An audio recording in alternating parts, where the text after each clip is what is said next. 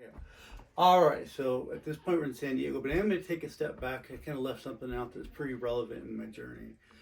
During my teenage years and when kind of being a little more wilder than I should have been, it started happening, occurring more and more the older I got. But I would always like step away and I'd have this thought in my head, like, why is this happening? Why am I doing what I'm doing here? And it wasn't like real bad thing, but it's just drinking and partying. And I would stop and think, like, what, does nobody care about me? Like, why is this happening? Why is this allowed? It seems like somebody should step in and help me, which is a crazy thought, but I think I just knew that I wasn't doing the right thing. I wasn't living my life right. And that was very prevalent in my thought. And I started looking for something or somebody that would I could hold on to, that would kind of help me in my direction, or kind of let me know that like how I was living my life wasn't right. But I wasn't getting that. It wasn't my mom's fault or my dad's fault. I did just kind of stayed away from them. In that aspect. I don't think they really knew what was happening. It wasn't everything bad. Was I was always really happy, but I did always realize that I didn't feel like I was doing the right thing. I knew that, and I felt like there should be somebody that would at least come up and grab a hold of me and say, "Stop living your life like this. You need to do something better." I don't know why I thought like that, but I did. But anyway, so at this point, I was in San Diego. I was living with Law, and a lot of this kind of blurry to me, so I'm going to kind of hit the high points. Living with Law down there. We lived in a little student apartment that was just a little dingy place that was 7 blocks from downtown Main Street, San Diego. Super crazy for me because I was, small town kid, and all of a sudden went plopped in the middle of San Diego. I worked a bunch of odd jobs there. Law was boxing a lot. I was a little bit, but not. At that point, I realized that it's like that wasn't something I really wanted to do. But like it did most of the time back then, I just followed. I did whatever my brothers were doing. More particular Law at this point. It's just like he was kind of my template on how I should live my life. So if he's doing it, I'm going to do it. So we did that for a while, and I worked odd jobs, had fun, didn't accomplish anything. Drank a lot of beer, swam a lot. Had a fun time, but not a productive time. I forget why I left, but I finally decided like I want to get out of here, and I moved back up to this point. Either moved to Las Vegas, where my mom was, or back to Pendleton, and that kind of became the theme for the next year or two of my life. I was 20, 20s, early 20s, and I've learned to do absolutely nothing except have a good time, nothing productive. And I have started to notice, like all the fun high school partying thing.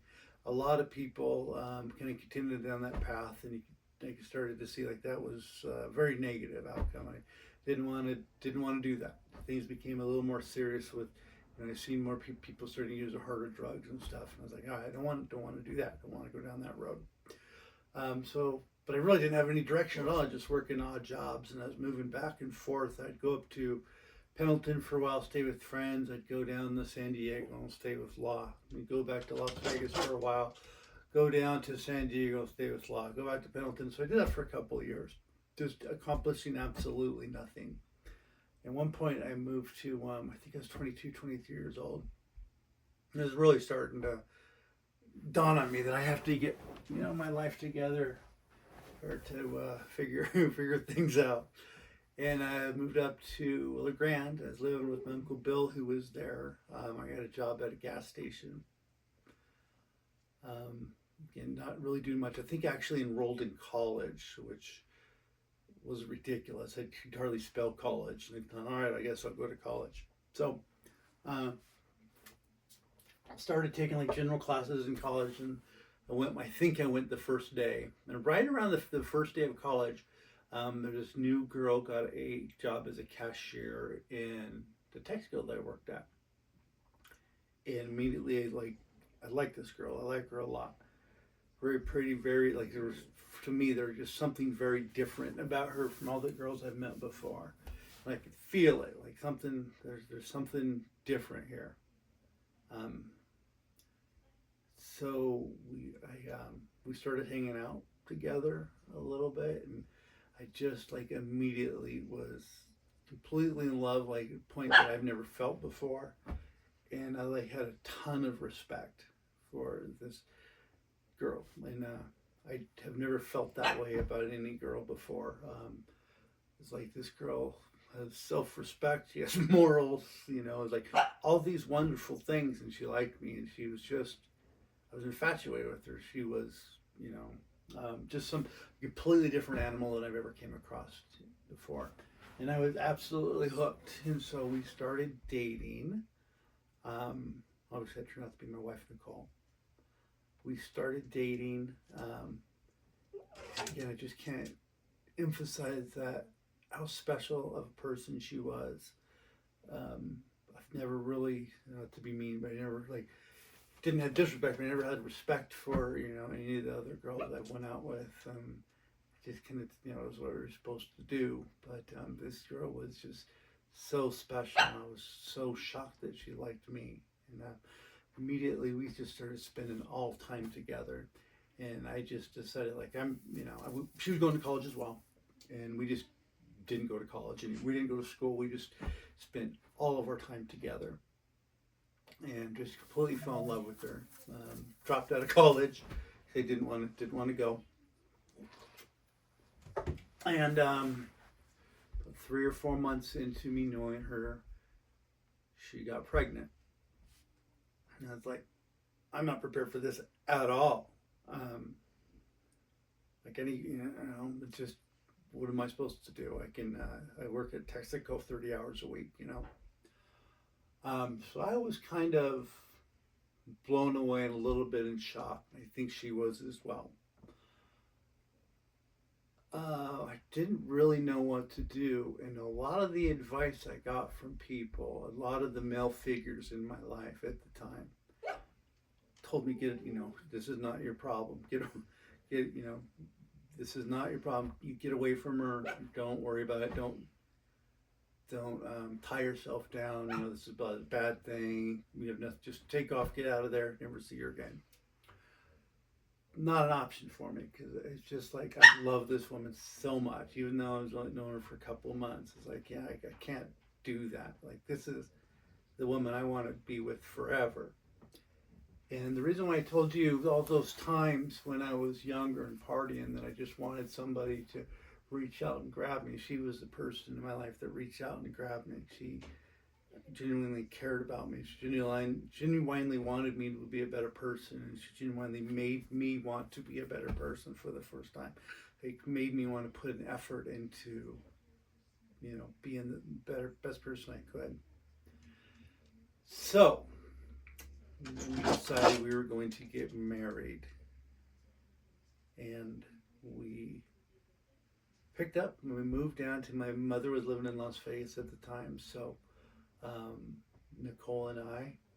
pregnant Nicole and I moved down to Las Vegas and stayed with Grandma. When we were down there, I decided I was going to go to school. I needed to make a career, make something for myself, make something of myself rather, take care of this wonderful woman and this wonderful baby that was going to come into the world. And so I enrolled in college in Oregon Institute of Technology to become a rad tech. The reason why I did that is something that my Uncle Bill did. Like, that was the only reason why I decided to go into medical imaging, because somebody else in my family did it. So I was like, okay, I guess that's achievable. I'll do that. So anyway, at this time we were living in Las Vegas, and pregnant Nicole and I, we had our wedding in Oakey Baptist Church down there in Las Vegas on this very hot day. And it was just a wonderful day. My grandma artist, Grandpa Bob came down. My wife's family came down. But what meant the most to me, my brother-in-law was so happy for me. And he brought me, he was just happier for me than almost I was, if that makes sense. He was delighted. He really liked Nicole, and I think he had the same amount of respect for her that I did. He could see what a special person she was. And so that meant a lot to me. And like, I felt great because I knew I like getting this wonderful wife, but like I could tell that I was proud of him because I know like he knew I was making the right decision. And he was not one of those people that were telling me to get away from Nicole at the time. I want to make that clear. He would never told me that. I think he, always just kind of sat back and watched and see what I was going to do. He didn't tell me to do one thing or another, but he was super excited for me. So it was great. And we went and we got married, and it was just a wonderful day. Um, she was very pregnant when we got married, so it's a great video to watch. Pregnant Nicole standing up in front of everybody. The night after we got married, that night, it was very funny because we were already living together. Nicole went out with her parents, so that was our honeymoon. Our honeymoon was she went out to Hoover Dam with her mom and dad. Me and my brothers went out in Las Vegas with a couple of friends. But anyway, wonderful time in my life. I was brand new, brand new to being married. I had all these new things coming at me. The old future, my life changed 180 degrees. Then it was time to have Natalie. So Natalie was born August 16th. And I remember taking Nicole into the hospital, and I forget the name of the hospital. I remember standing there like it was all like a dream. I had no idea what was happening. I was just stunned, sitting there watching my new wife giving birth. And I remember Natalie came out, like the wall came up and hit me in the back, and I realized I was about to pass out. I was so dizzy, but the most vivid memory I have in my mind was a little girl turned around and she looked at me, and I was instantly in love with this little thing. She was the most perfect little baby in the whole world, and like I was so blessed. I was like, God had smiled at me. I did not deserve any of this, but I had the best wife in the world and the best little baby in the world, and I couldn't have been happier. Just changed my whole outlook on life. Like I really wanted to succeed in what I was doing and provide for Natalie and Nicole. But I had no idea how to do that. So we went to, about a month after Natalie was born, we had to move to Klamath Falls so I could start going to college. And so there I was, absolutely no idea how to go to school. Like I never took school seriously. I had a new wife, brand new baby, out on my own. Had no idea how to do any of that. And Nicole was wonderful. She really gave me, looking back, gave me a ton of grace. Super supportive wife, really helped me out. And those are just wonderful times. It was just me, Nicole, and Natalie all growing up together. Just some of the happiest moments of my life. Every day I'd come home to this beautiful wife whom I loved and my little girl I got to take care of and hold. And that first October or November, I don't remember, but my brother-in-law came to visit us, and that also was like one of the best memories of my life, seeing how much he loved my little girl, Natalie. He just loved her more than anything in the whole world. He drove up in a snowstorm on his motorcycle to get there so he can hold her, and they just had a wonderful relationship. Natalie loved him, and he loved her, and he would hold her, walk around with, he would read to her all night long. He just gave her everything she wanted. And they had a great relationship their whole life. They when she was a kid, they always really loved each other. Took great care of, he took great care of her. So, went to school in Klamath Falls for about 5 years. And my externship, my last year there to graduate, we had to go work for a year at a hospital. And how they worked at a school, you had to draw a name of a town out of a hat, literally, in that town I had to go to for a year to work at their hospital for free as an extern. So I drew Walla Walla, Washington, which is about 45 miles outside of Pendleton. And so me and 4-year-old Natalie and my wife moved up to Walla Walla, and I got a job at the hospital there, and I started working. It was a great life. About a year into that, I still remember I was on break at the hospital. It was in the afternoon, and Natalie and Nicole came to visit me, and I could still, in my mind, vividly see them walking down the hall together, holding hands. And Nicole had just looked on her face, and she walked up and said, "I'm pregnant." go. So we were pregnant when she was pregnant with Nora at the time.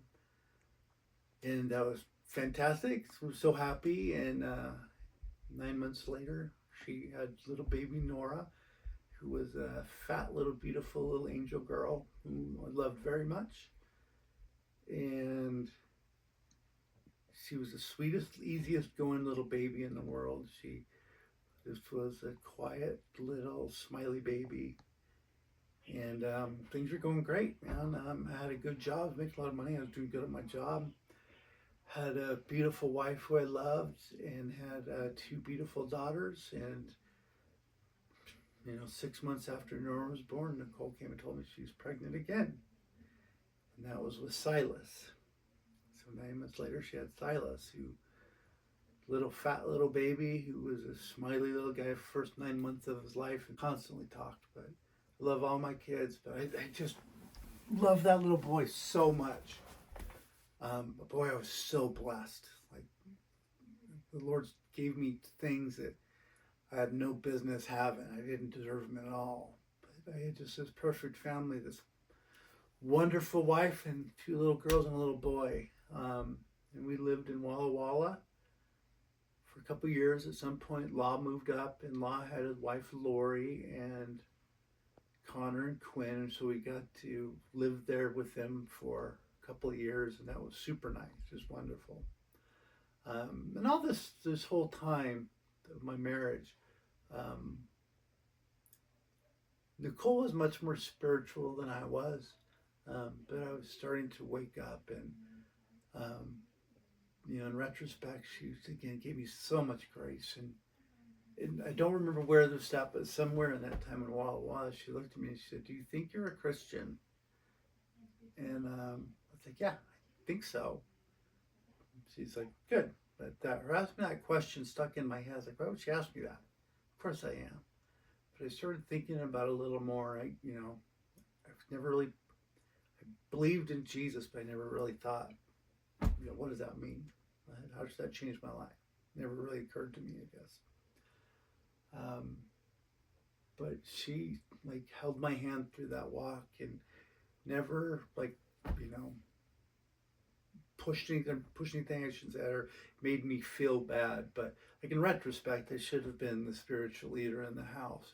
That was the right move, but I didn't understand that. And so she kind of guided me a little bit down that direction. And there was just such a goodness inside of Nicole that just radiated out. And, there isn't a lot of Christians, but especially Nicole. And I just I want that. I want that peace in my life. I want what she, just that confidence and her existence and confidence in Jesus and just the love and the peace that brings. I wanted that. And so slowly, I started, we go to church a lot. We read the Bible a little bit together. I wish I did it more, but we did together. We always took the kids to church. And more I started realizing, slowly waking up to the reality of, what that means, what Jesus means in this world, and what he means to me and what he did for me. And, that I didn't deserve any of it, that he gave it to me. And so that became a central point of our relationship, was both of our love for Jesus. And I think that got us through.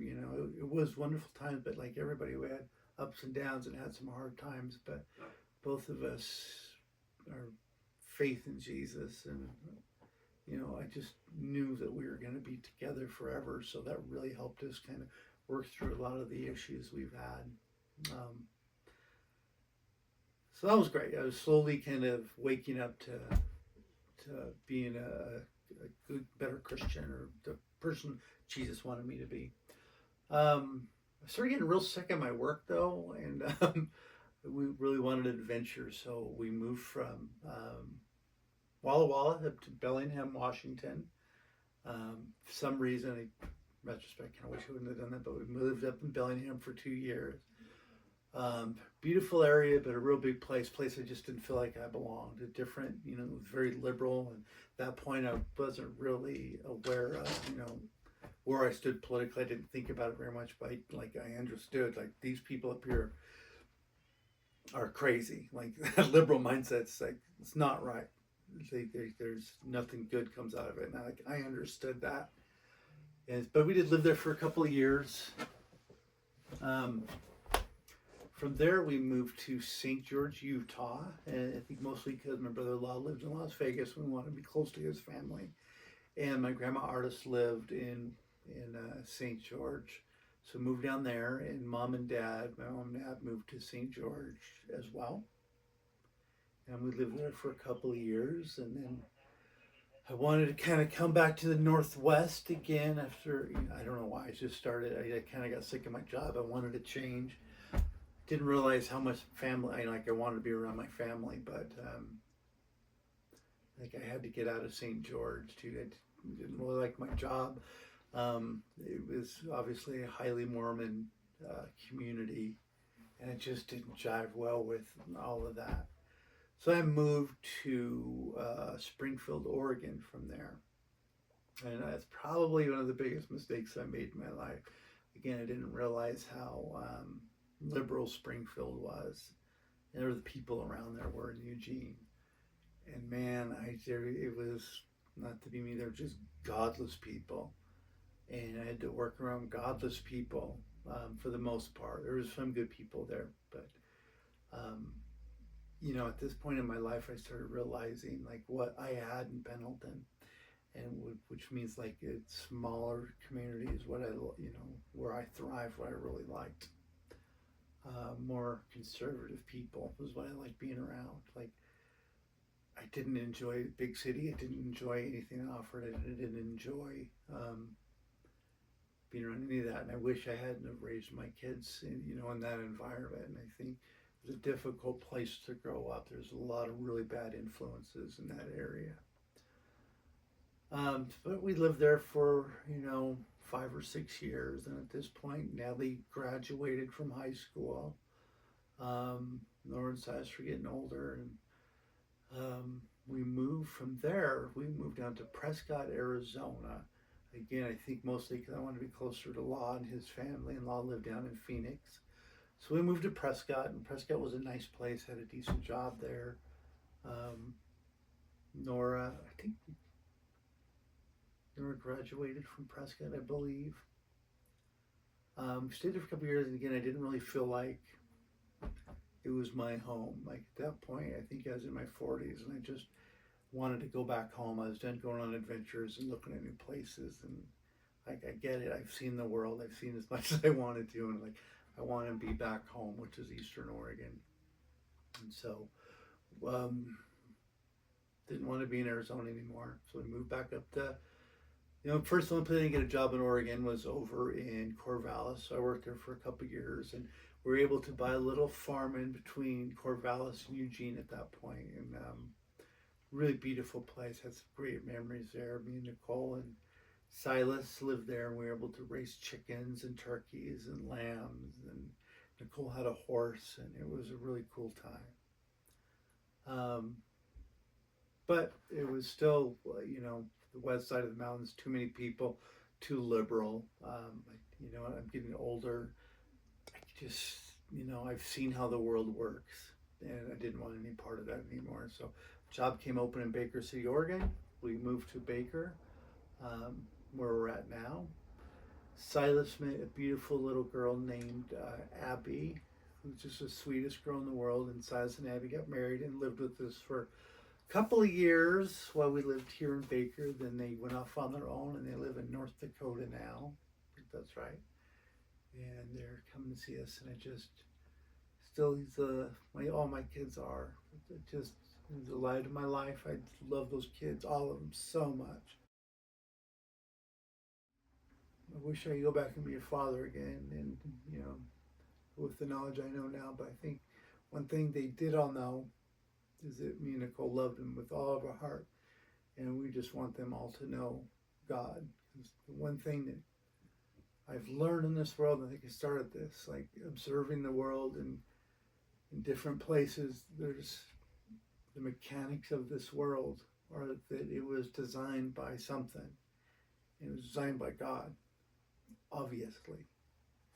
And the more I submit to His will and try to walk that path and understand that and grow in the knowledge of Christ, the happier that my life is. And I think that's true with everybody. Doesn't mean it's easier, doesn't mean I have more money, doesn't mean I can pay bills, but it means hey, I love my life. I love the people I'm around. I love my family.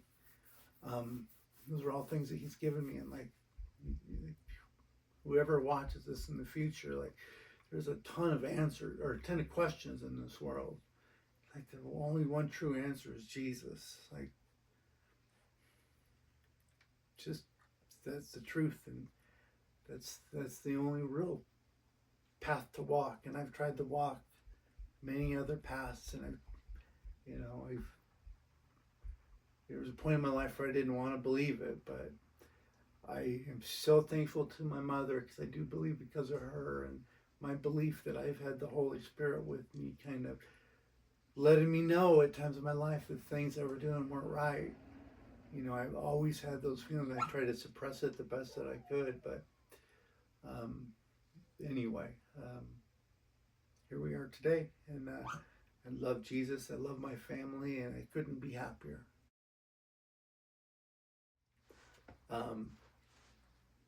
My favorite memories in my life. I have so many good ones. A lot of my early memories I have are just being with my family. So for me, specifically my brother-in-law playing in the front yard, and a little kid just being free out in the country with my brothers. Every day was a great memory. And obviously the day I got married to Nicole, I have probably the most vivid memories of that. If anything, I can still see her face. I can still see my grandma Artist how happy for me, and see my brother's face how happy he was for me. When all my kids, when Nora was born, I can still remember her smiling or looking at me. I thought she was smiling. I don't know if she was or not, but and then memories of Silas being a 1-year-old running around the house naked, speaking gibberish. He would never stop talking. He was just my little buddy for the first 3 or 4 years in his life, where he just wanted to be around me and Nicole and just talk to us. And those are great memories as a kid, or when they were kids. And it's like an amalgamation of memories, like nothing real specific, but just sunny days in the park with my kids were just the best. Those are my best memories. All right, in 25 years from today, my hope is that I am in this very house with the same people I'm in here today, and we have my wife next to me and a Bible next to me. That's where I want to be in 25 years. That's where I think I'll be.